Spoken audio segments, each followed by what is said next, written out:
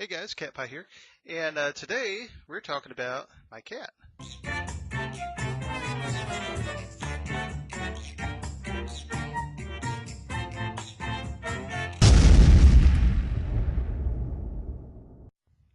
Hey guys, Magpie here. Today you're birdwatching with Magpie.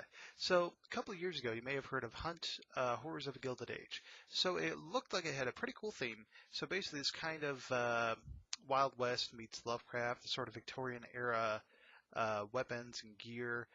You'd have four hunters that would be going and hunting down some sort of monster. And usually, this monster was at the head of a cult. So you basically, the four of you go into this mission, you take out all the baddies, take out the main baddie, you win. Woohoo. So it seemed maybe a little uninspired, though it looked like it would have been fun. But then it just gone, nothing. So for the longest time, there was pretty much nothing on the game. So just recently, at the most recent E3, Hunt is back, but it is now the Hunt Showdown. Now, it's not just a little rebranding. The game, the entire core of the game has changed, and it's changed for the better, I feel.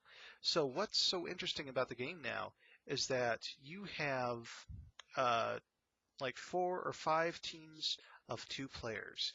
Now, those 2 players each are competing against one another. So it's even PvP in this aspect. Like, you can kill each other. And to boot, there's permadeath. So if you take somebody down, they can be revived by their teammate, but if they stay down, or if they get, I guess, finished off or something to that extent, then your character is dead. So there's more on that later. There's like bloodlines, there is some form of progression and persistence between the matches, but that is a big thing right there.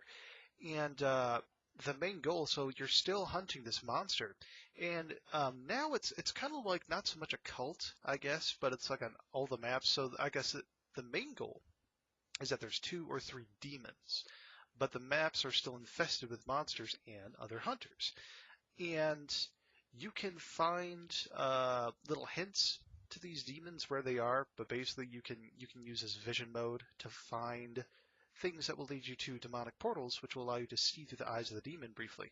And it's not like a pre-recorded kind of thing. You literally see whatever the demon is seeing at that point in time.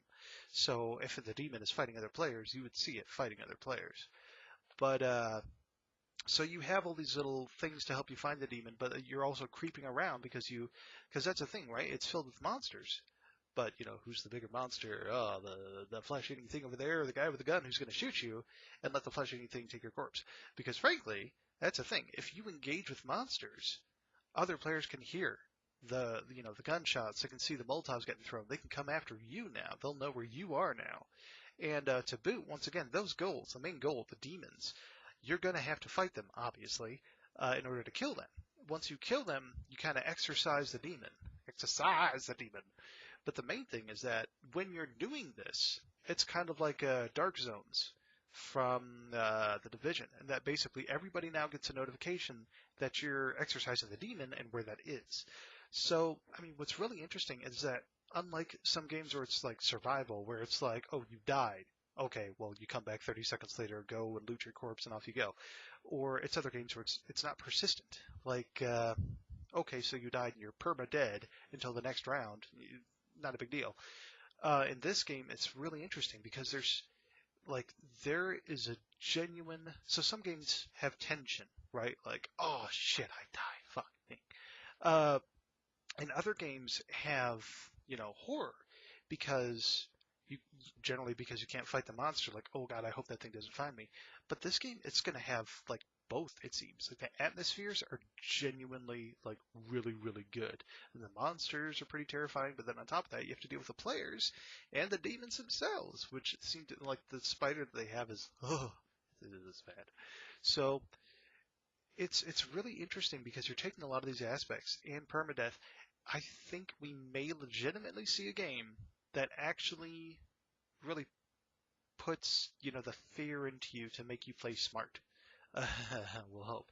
But I mean, that's the thing, is that most games that I've seen, nobody really nails, because some people nail that tension and some people nail, fear, but they don't really nail that whole playing smart, because you'll get situations and circumstances where people will just rush to the end, or they'll rush to the loot, or they'll rush back to their body, whatever. They don't care. They've stopped caring. They'll just rush to the thing and die. It doesn't matter.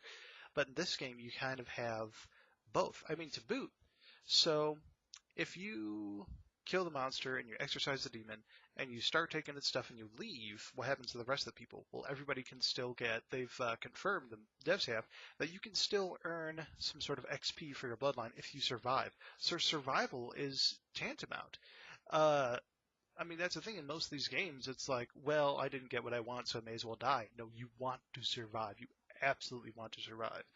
And that's the thing, is that it's survival is extremely important, because, and it's encouraged. I mean, not only because you have these horrifying things that are trying to kill you, but because there's a real, like, tangible reason to survive. So it may actually make people fear death, which may actually make them play carefully, which is, like, curious because I haven't seen that before.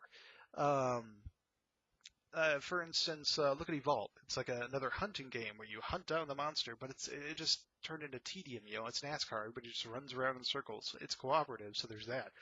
But I mean, in this game, it's like the monsters are usually in a static location.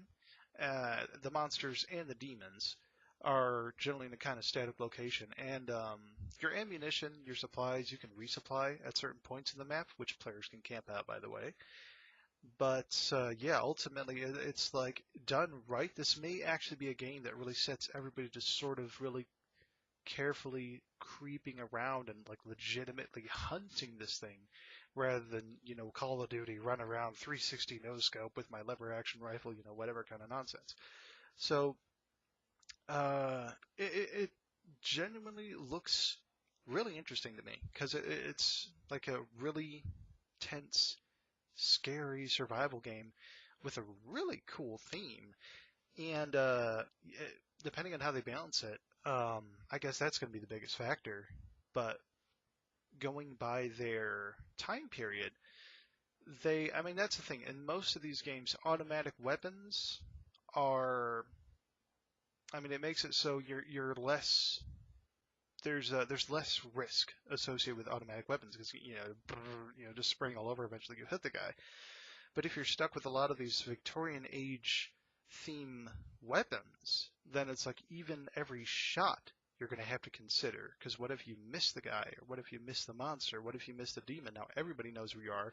That thing, that player is now aware of where you are, and it's not even injured. And yeah, it just seems like a great theme, a really great concept, and a good team behind it. I mean, they were already working on this. I get, yeah, it's impressive to see that they made such a radical change to the game, but it does seem to be making progress. It does seem like they're actually working forward towards this game, and it really looks like a good game. Magpie. Don't forget to like, favorite, and subscribe to see more of our videos. Leave a comment. Let us know what you want to see.